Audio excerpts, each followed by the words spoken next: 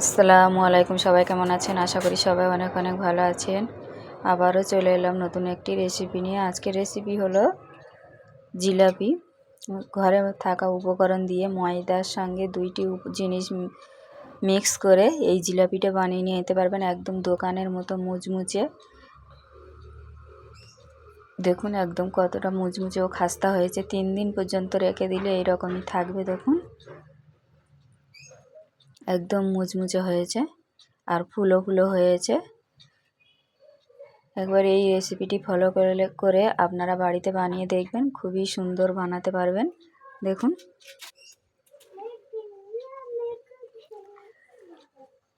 রেসিপিটি ভালো লাগলে একটি লাইক দিয়ে ভিডিওটি ফুল ওয়াচ করবেন।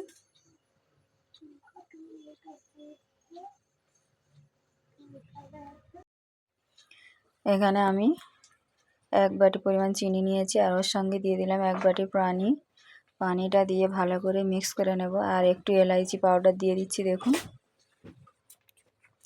দিয়ে ভালো করে এটাকে নেড়ে চেড়ে মিক্স করে নেব।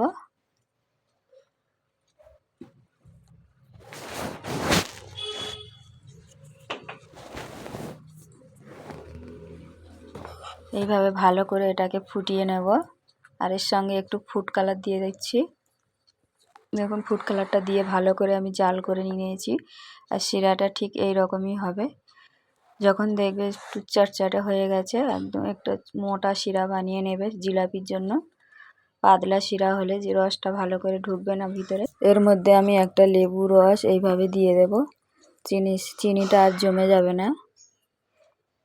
লেবু রসটা দিয়ে একটু নেড়ে চেড়ে আমি শিরাটা নামিয়ে নেব।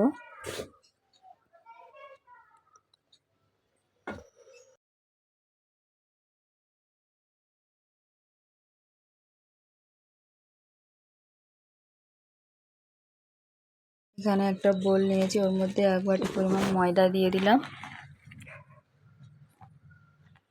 ময়দার সঙ্গে দিয়ে দিচ্ছি দেখুন 2 চামচ পরিমাণ চালের গুঁড়া। ছোট্ট চামচের 2 চামচ চালের গুঁড়া দিয়ে দিচ্ছি। আর একটা ইনো দিয়ে দেবো এইভাবে। দেখুন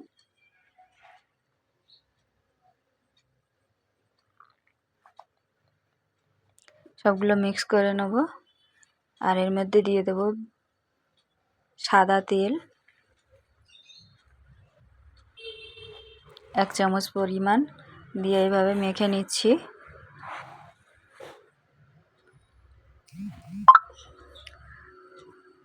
ভালো করে এইভাবে হাত দিয়ে মেখে নেব ঘষে ঘষে। এবারে মাখানো হয়ে গেলে এবারে অল্প অল্প করে পানি দিয়ে আমি একটা স্মুথ ব্যাটার তৈরি করে নেব। ব্যাটারটা খুব ভালোভাবে মাখাতে হবে। দেখুন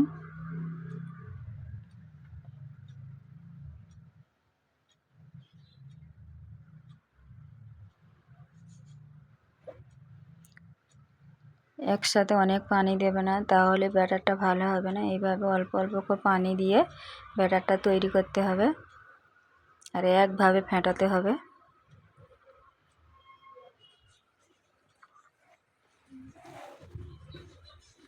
দেখুন ব্যাটারটা আমার পুরোপুরি রেডি হয়ে গেছে। এবারে এর মধ্যে আমি 1 চামচ পরিমাণ বেকিং পাউডার দিয়ে দেবো। দেখুন নুনের চামচের 1 চামচ বেকিং পাউডার দিয়ে দিয়েছি। সামান্য 1 ফোঁটা পানি এর মধ্যে দিয়ে দিচ্ছি। দেখুন দিয়ে আবারও এইভাবে ভালো করে ফেটিয়ে নেব। শুধুমাত্র ইনো দিলে জিলাপিগুলো ভালো ফুলবে না, এর সঙ্গে একটু বেকিং পাউডার দিলে এই জিলাপিগুলো একদম দোকানের মতো পারফেক্ট ফুলবে আর অনেক মুচমুচে হবে। ব্যাটারটা এবার পুরোপুরি রেডি হয়ে গেছে। এবারে আমি ব্যাটারটাকে একটা বোতলের মধ্যে ভরে নেব। আপনারা চাইলে প্লাস্টিকের কভার, দুধের কভার বা নুনের কভারের মধ্যে ভরে নিয়ে বানাতে পারেন। আর এইভাবে প্লাস্টিকের বোতলের সাহায্যেও বানিয়ে নিতে পারবেন। দেখুন বোতলের মধ্যে আমি ভরে নিয়েছি আর একটা ছোটো মতো ফুটো করে নিয়েছি। ফুটোটা আপনাদের পছন্দ মতো, সরু করলে সরু আর মোটা মোটা করলে মোটা, একটু বড় সাইজের ফুটো করে নেবেন। আর তেলটা এখানে আমি আগে থেকে গরম করতে দিয়েছি। আর এইভাবে অল্প তেলে ভাজতে হবে জিলাপিগুলো। দেখুন অল্প করে তেল দিয়ে এইভাবে ঘুরিয়ে দিলে জিলাপি শেপ দিয়ে নেবেন, খুবই সুন্দর হবে। এক পিঠ হয়ে গেলে এবারে এগুলোকে আমি উল্টে দিচ্ছি। দেখুন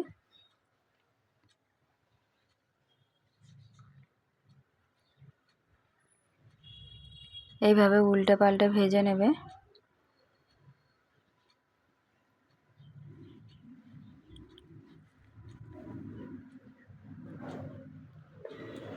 আমি একটু লাল লাল করে ভেজে নিয়েছি। লাল লাল করে ভাজলে অনেকক্ষণ পর্যন্ত মুচমুচে থাকবে, একদম 2 থেকে 3 দিন মুচমুচে থাকবে, খুবই ভালো লাগবে। এবার এইগুলোকে আমি চিনির শিরায় দিয়ে এইভাবে ডুবিয়ে দিতে হবে। সঙ্গে সঙ্গে তেল থেকে উঠিয়ে চিনির শিরার মধ্যে দিয়ে দিতে হবে, দেরি করলে আর রস ঢুকবে না ওর মধ্যে। এইভাবে বাকি জিলাপিগুলো আমি রেডি করে নেব সবগুলো।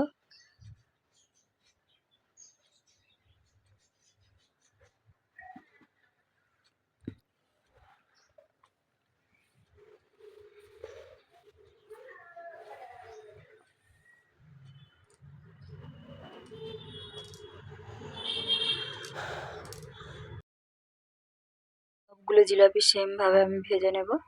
আর শিরার মধ্যে এইভাবে উঠিয়ে নিচ্ছি জিলাপিগুলো।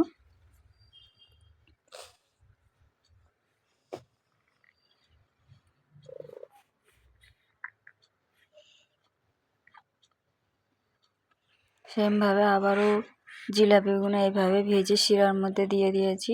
দেখুন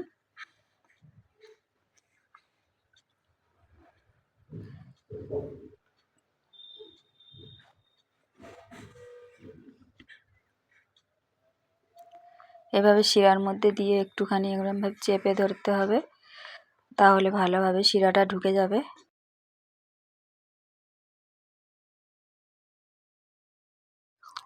জিলাপিগুলো আমি এইভাবে রসের মধ্যে দিয়ে কিছুক্ষণ পরে এইভাবে চেপে উঠিয়ে নিচ্ছি। আর জিলাপিগুলো দেখাচ্ছি, দেখুন কতটা পারফেক্ট হয়েছে, একদম দোকানির মতন হয়েছে।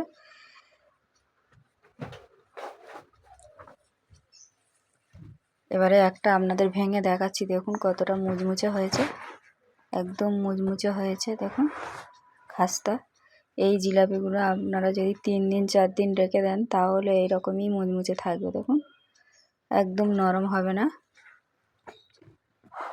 এইভাবে খুব সহজে বাড়িতে বানিয়ে যখনই জিলাপি খেতে মন চাইবে তখনই বানিয়ে খেতে পারবেন। এইভাবে ঝটপট বানিয়ে ঝটপট খেয়ে নেবেন। আবারও একটা ভেঙে দেখাচ্ছি, দেখুন আর কতটা ভিতরে রস ঢুকেছে দেখুন। এখানেই শেষ করছি। আল্লাহ হাফেজ।